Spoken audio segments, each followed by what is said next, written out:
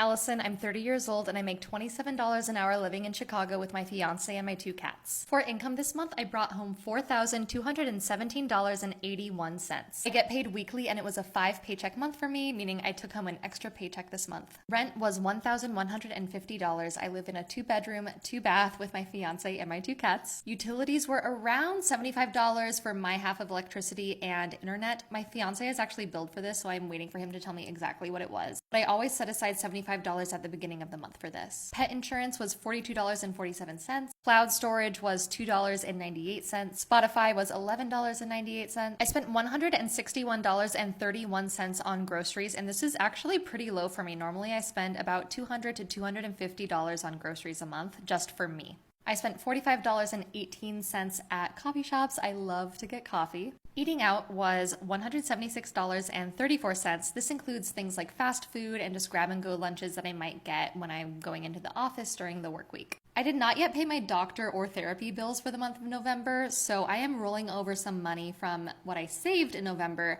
so that I can budget those in December and take care of it in December. On spending, this is like shopping. I spent $144.18.